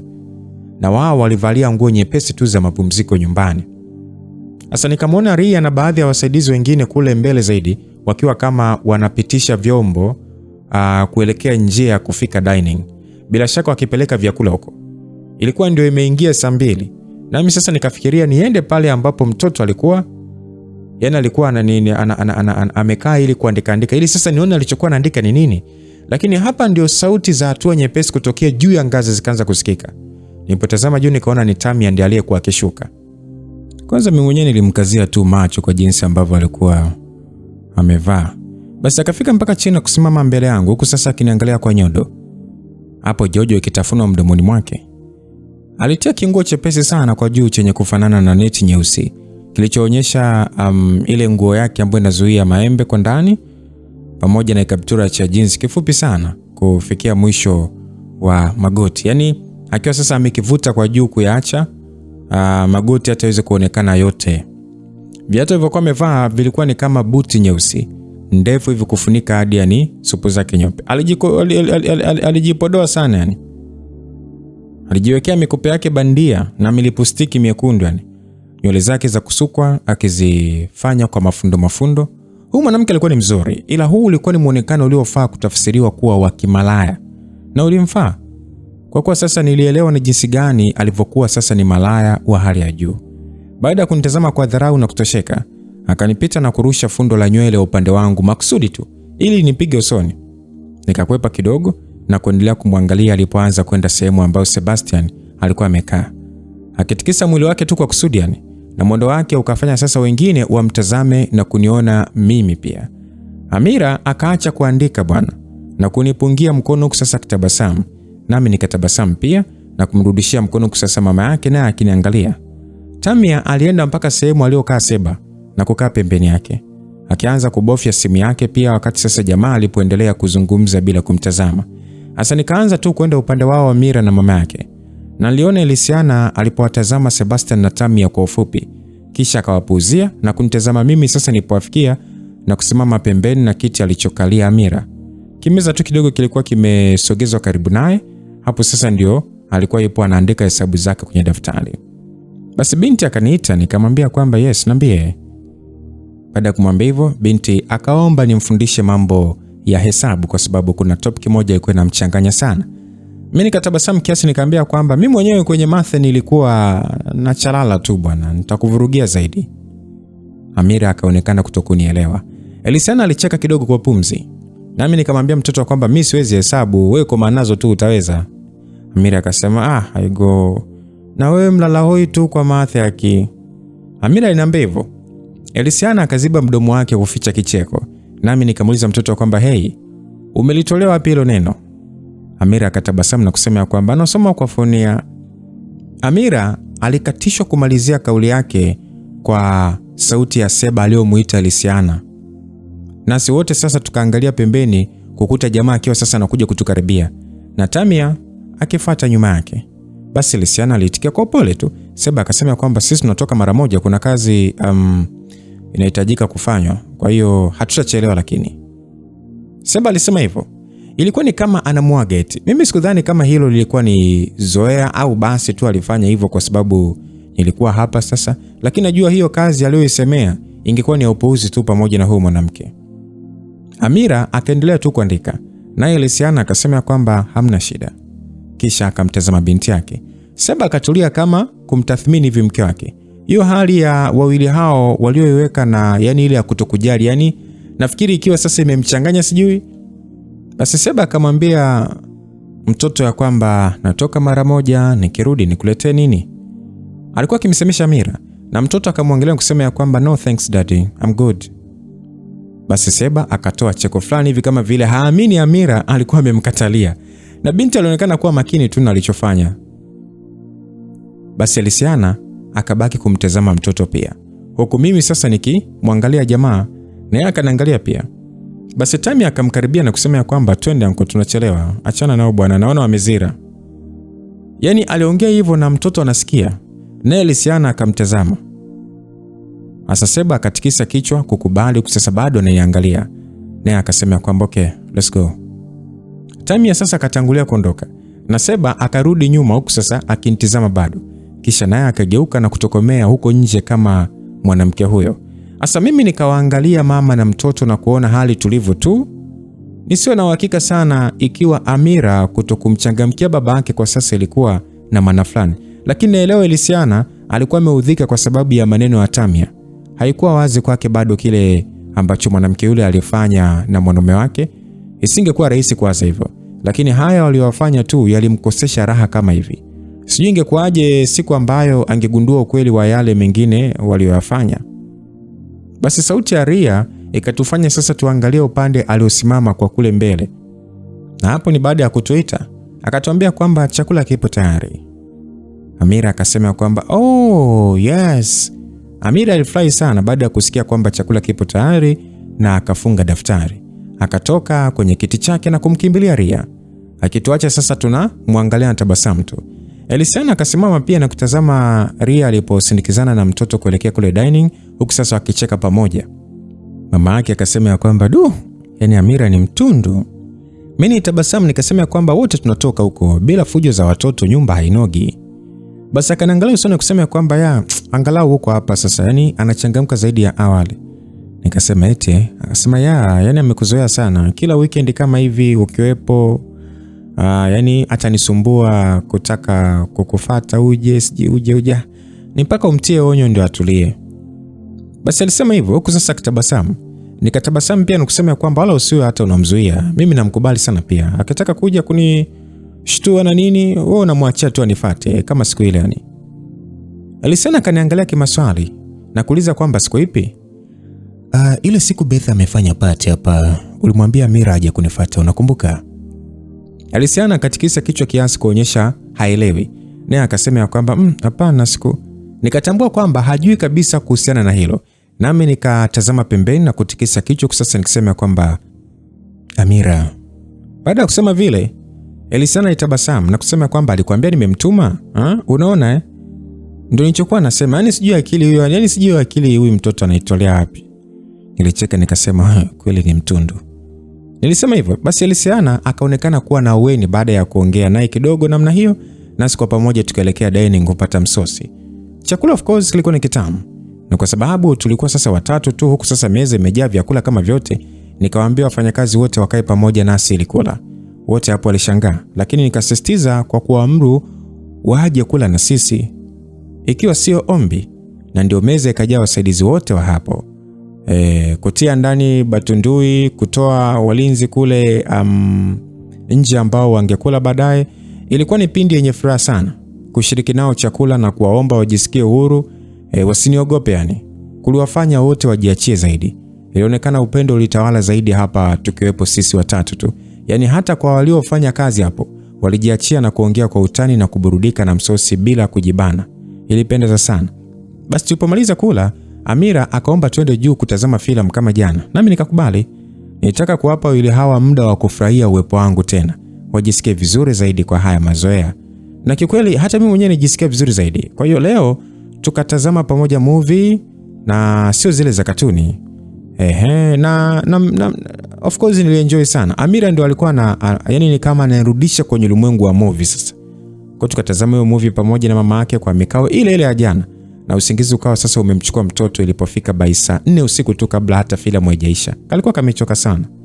Elysiana akambeba mtoto wake ili sasa aende kumlaza, akifikiri kwamba ningeendelea kukaa hapo kutazama filamu.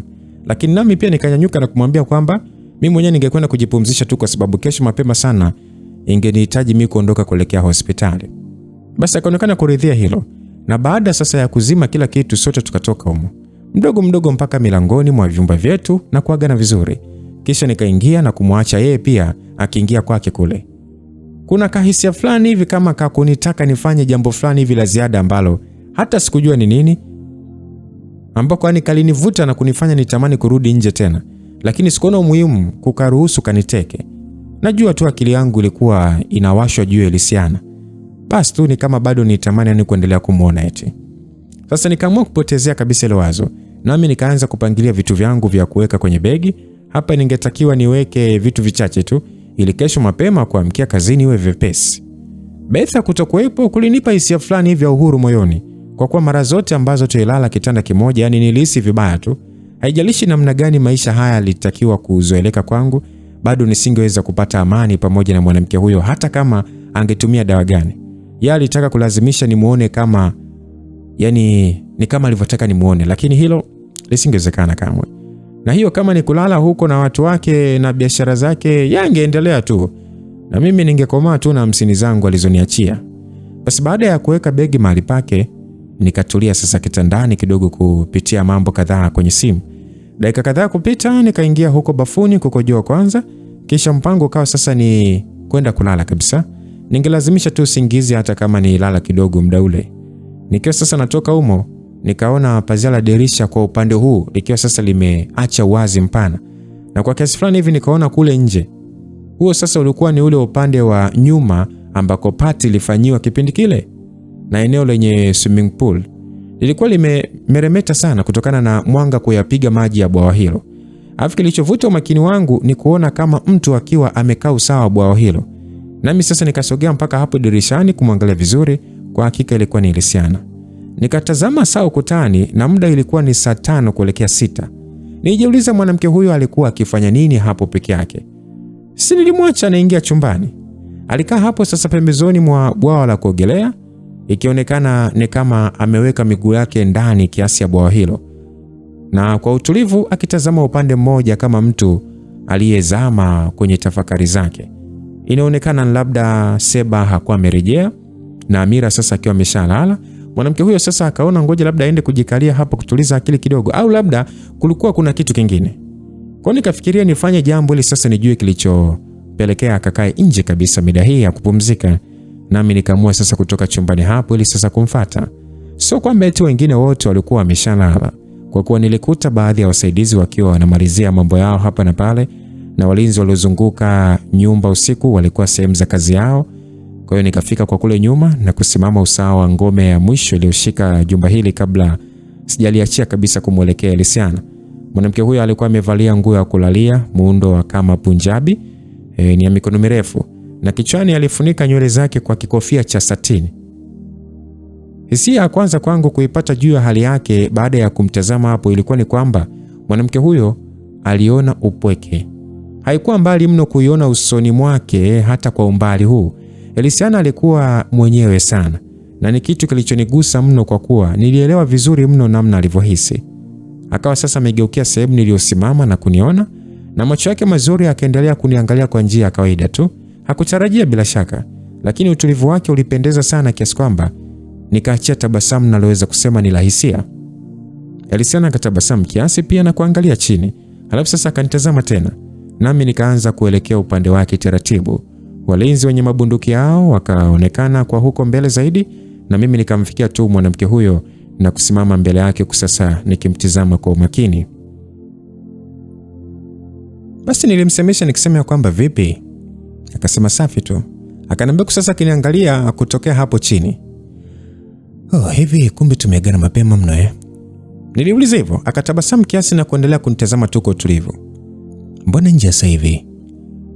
Natulia tu, napenda kaa hapa. Sijai kukuona unakaa huko, mbona leo? Unajua upo hapa mara nyingi, saa utanionaje? Wow, kweli. Na wewe, wapi umetoka Keja? Nimemwona rafiki amekaa nje peke yake, karibu na swimming, so nikakosa budi kuja kuangalia usalama. Kwa hiyo nimekaa kisusa hivi? Hapana. Kwa nini sasa ufikirie usalama sasa? Sio kama unavyofikiria wewe. Mimi nilimaanisha hata accident inaweza kutokea, na kuhakikisha tu kwamba uko salama ni priority yangu. Nilimwambia hivyo. Elysiana akatulia kidogo kisha akauliza why? Because I'm your doctor. Nilimwambia hivyo. Akaniangalia kwa kunitazama tu kwa kawaida na kisha akaangalia mbele na kutikisa kichwa kubaliana na hilo. Na akasema kwamba usijali, niko salama dokta. Nikatabasamu na kuendelea kumwangalia. Basi akanisemesha kwa kusema kwamba karibu ikiwa huna rush. Akanisemesha hivyo bila kuniangalia. Ni kama alinionea aibu kidogo. Nikiona kwamba alitaka nikae, lakini asingeweza kuniambia moja kwa moja kwamba nikae. Nami nikampita na kukaa chini pia kando yake, nikivua malapa na kuweka miguu ndani ya bwawa kama yeye. Nikafanya Elysiana akasema baridi eh? Ya, maji ya baridi. Ndio umeweka miguu ili sasa usinzie ama? Mimi napenda tu hivi, si kwa lengo. Kuna sehemu ya kuswitch temperature. Ikiwa unahitaji awe joto naweza. No, hapana. Ni sawa tu hivyo, wala tusijali. Basi mimi nilimkatisha sasa nikimpa tabasamu baada ya yeye kwenda kuswitch maji yawe na hali ya ujoto. Elysiana alitabasamu pia na kuangalia pembeni. Panavutia sana pakiwa pametulia namna hii. Nilimwambia bila kumtazama. Nikaona sasa aliponiangalia baada ya mimi kusema hivyo, naye akasema kwamba inavutia. Nikamtazama naye akaacha kuniangalia. Basi akauliza kwamba madam atarejea lini? Sijajua. Vipi, umemmisi sana? Nilimuuliza hivyo, akaniangalia kwa kuchanganywa. Hii ni mara ya ngapi sijui umemuulizia leo? Nilitaka jua tu na uko pekee ndio sababu waweza kuwa lonely. Alisema hivyo. Nikakaza macho kimakusudi nami nikasema kwamba unawaza sana juu yangu eh? Elysiana akaacha kuniangalia. Kwa nini ufikiri kwamba mimi niko mpweke wakati nyie mpo hapa Elysiana? Akanitazama na kusema kwamba ni tofauti, sisi ni watu tuliopo na madam ni mke wako, ukimkosa sana lazima tu uwe loneless, sivyo? Basi mimi nikatikisa kichwa kataa kwa uhakika kabisa. Elysiana akatabasamu huku sasa akiniangalia kwa kutokuelewa. Tena akae huko kabisa bwana. Hakuna aliyemisi hapa. Niliongea kiutani. Elysiana akatabasamu zaidi na kutazama pembeni. Unajua Betha ana mambo mengi sana kama sisi wote, yani tushazoea hayo wala hata mna shida. Nilimwambia hivyo, akatikisa kichwa kuonyesha uelewa, naye akasema kwamba I see.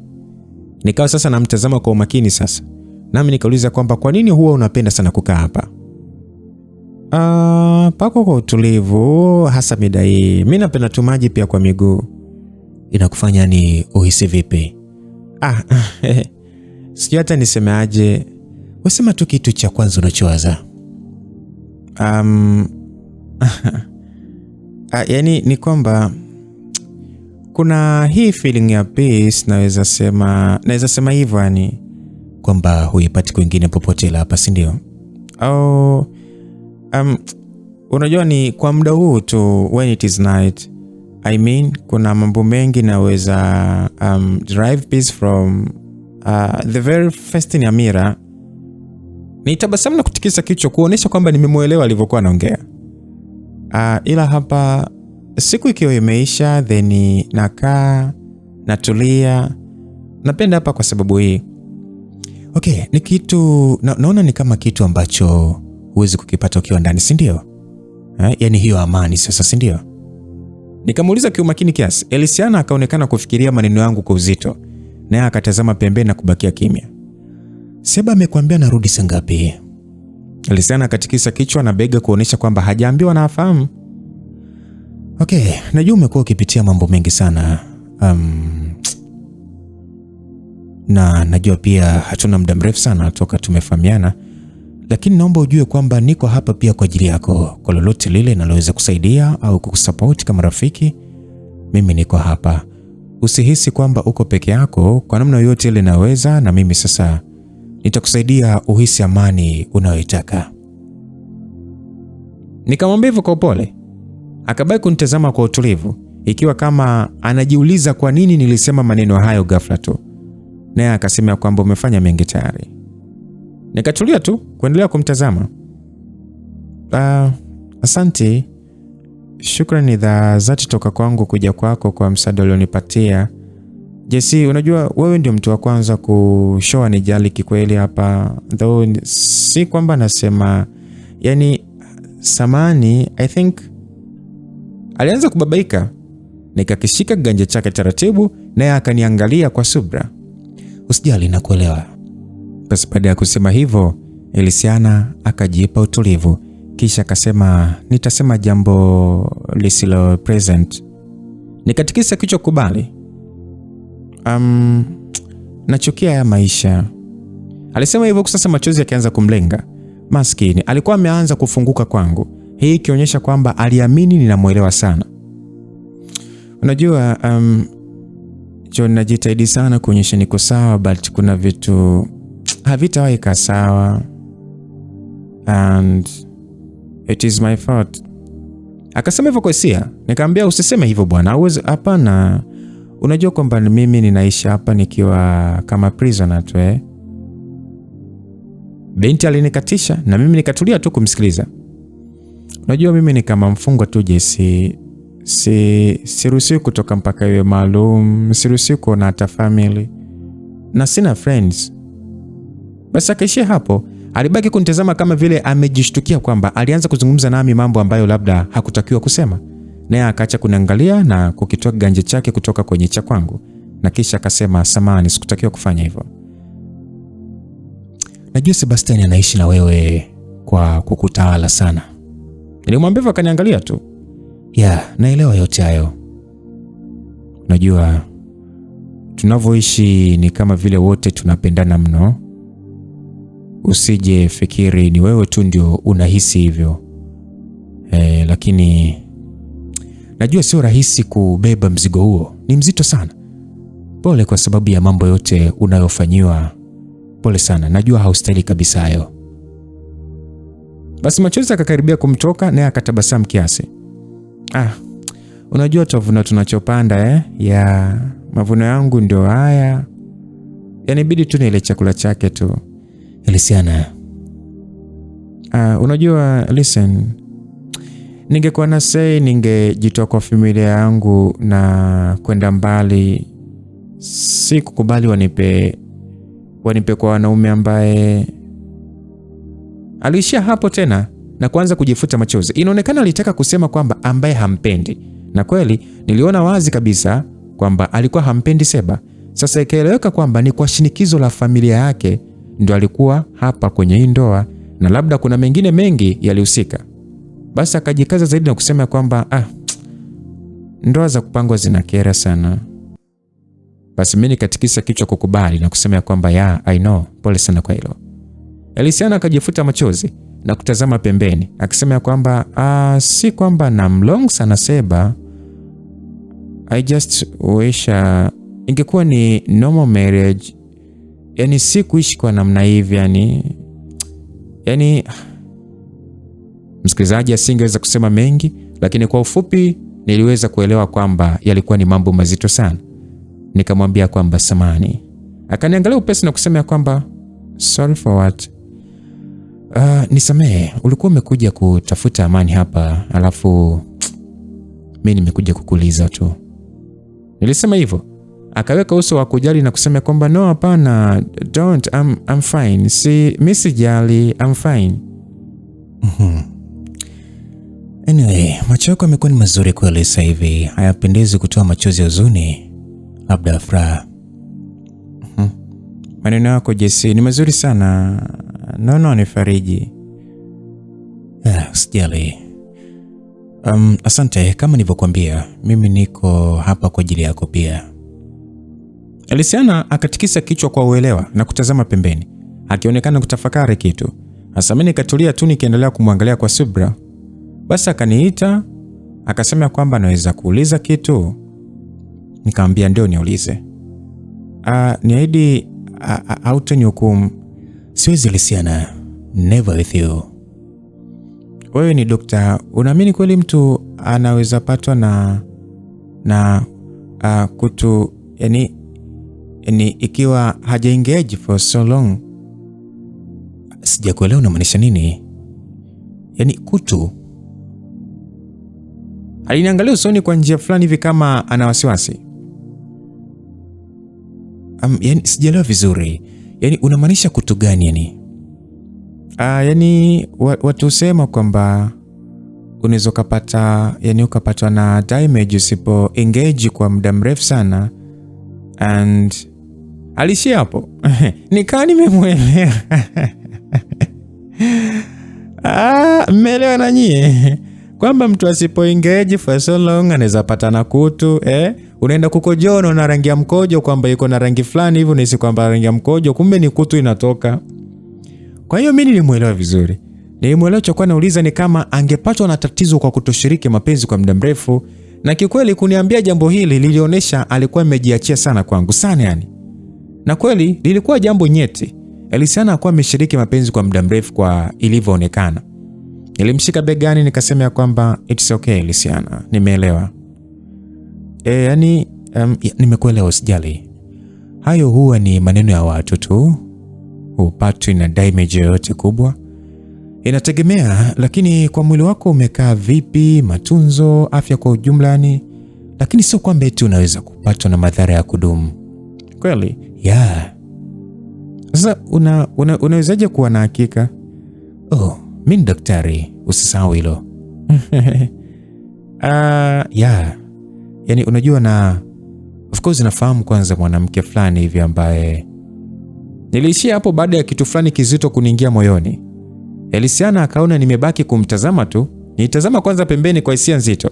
Naye akasema ya kwamba mwanamke ambaye yani alitaka nimalizie sentence yangu. Nikamwangalia nami nikajikuta najituliza tu. Kuna mwanamke ambaye hakuwa ameshiriki kwa muda mrefu. Alipatwa tu na maumivu tu ya hapa na pale tumboni alipokuja kuanza tena. Lakini ndio angetakiwa kuendelea. Yani ku-stretch experience nzuri ingerudi tena. Nilisema hivyo huku sasa kumbukumbu ya mambo mengi sana kumhusu mwanamke huyo niliyemsemea ikiwa sasa imerudi. Naye Elisiana akatikisa kichwa kuonesha kwamba ameelewa. Na ni kwamba sisemi lakini kwamba eti lazima iwe hivyo kwa wote, no. Ndio swala la, of course swala la hilo swala ambalo umesema inategemeana na hali ya mwili wako yani upoje. Basi nimwambia hivyo, akatikisa kichwa tena na kuangalia pembeni. Nikiwa sasa nimeingiwa na udadisi mwingi. Kwani haujashiriki kwa kipindi kirefu sana? Bila kunitazama Elisiana akatikisa kichwa kubali. Ingekuwa ni ajabu kama ningemuuliza kwa nini, maana kiujumla ilieleweka hilo lilisababishwa na uhusiano wake na Seba kutokuwa mzuri. Lakini mwanaume huyo alikuwa anafurahia zaidi, tena anafurahia raha za pembeni na wanawake wengine, ili hali yeye aliendelea kuvumilia upweke huu kwa kulazimisha. Ni lazima alikuwa amechoka sana. Kwa hiyo nikakishika ganja chake kwa mara nyingine, naye akaniangalia tu usoni. Haitakuwa hivi siku zote. Ipo siku mambo yatabadilika tu Elisiana, sawa? Ya, amini hilo. Uendelea tu kuwa mvumilivu na Mungu atakupa tu kwa njia mwenyewe ambayo anaelewa. Kwa wala tusijali. Nilimtia moyo namna hiyo kwamba Mungu atampatia huyo mtu ambaye yeye mwenyewe anajua atamkutanisha vipi naye na atakuwa na uhuru naye sana katika vitu vingi. Kwa hiyo mwanamke huyu bwana akaendelea kunitazama kwa namna iliyoonyesha kwamba alienini kama alifarijika sana na maneno yangu. Na jamani, alikuwa na macho mazuri. Hili sasa ambalo sasa limetoka kufanywa upasuaji ndilo lilimuongezea ni kama mwanga yani. Lilikuwa ni jeupe alafu safi. Na jinsi sasa alivyokuwa ananiangalia, sijui ni kwa nini tu, lakini nilihisi kama vile alitaka niongelee ndani ya fikra zote alizokuwa nazo kunielekea kwa wakati huu. Sifichi msikilizaji, hisia hii mpya niliipenda sana. Elisiana alinifanya nimuone Miriam kabisa, na hilo kwangu lilikuwa jambo zito mno. Kwa nini nilihisi namna hii mapema hivi? Ilikuwa ni kwamba nilimkumbuka tu Miriam, au kuna jambo lingine kuhusu Lisiana lililozidi kunivutia kwake? So hatukuacha kutazamana kabisa, kiganja changu kikishika cha kwake bado, nami kwa msukumo wa hisia nikatumia kingine kumshika shavuni taratibu. Midomo ya Lisiana ikaachia wazi kiasi alipoendelea kunitazama kwa subra, akiwa sasa kutarajia ningefanya kitu kama hicho, na mimi nikifanya hivyo sasa kama kwa kutaka nimtazame kwa ukaribu zaidi ili sasa kuielewa hisia yangu kumwelekea.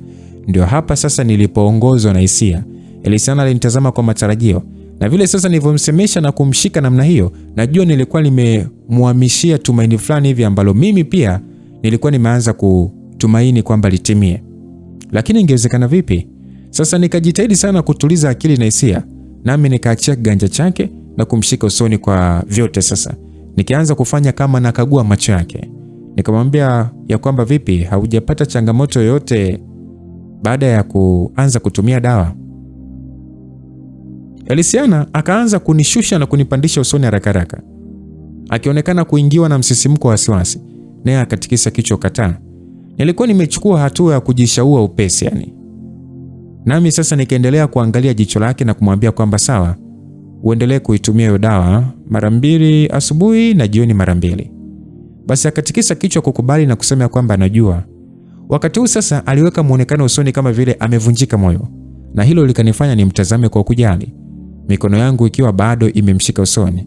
Akaniangalia machoni tena, midomo yake ikiwa sasa kama imelegea vile, na badala ya kuendelea kujishaua nikajikuta sasa nimekabwa tena na zile hisia. Na mimi sasa nikiishia kumwangalia tu kwa umakini uliojaa hisia za wazi. Na kwa mwanamke kama Lisiana, yani ungehisi ni kama anakuzamisha tu zaidi, kuzama kwenye kina cha hizo hisia kwa jinsi ambavyo alitazama kwa kungojea na kungojea tu. Na ndipo nikataka nimwachie ili sasa nisije kuruhusu moyo wangu utende kwa njia ambayo ingetusababishia sote matatizo mengi. Lakini kabla tusijafanya hivyo, sote tulisikia sauti ambayo iliniita mimi. Sote unajua tulishtuka. Tulishtushwa sana na hiyo sauti iliyoniita. Kwanza ilinifanya nimwachie Lisiana mashavuni na kutazama upande ilikotokea. Oya, huyu mtu aliyetuita msikilizaji, unadhani ni nani patamu hapo? Unajua kuna vitu vingine ukifumwa kujielezea ni ngumu kueleweka. Yaani utaaminika vipi? Msikilizaji, huyo mtu aliyeingia hapo ni nani? Je, ni Betha ama ni Seba ama ni Tamia ama ni Seba na Tamia ama ni nani? Lakini kitendo cha huyo mtu kumuita JC, wote ni walishtuka ile mbaya. Tukutane sasa sehemu inayofuata msikilizaji. Kumbuka langu jina ni Lucas Lumbas. God be with you till we meet again. Bye bye.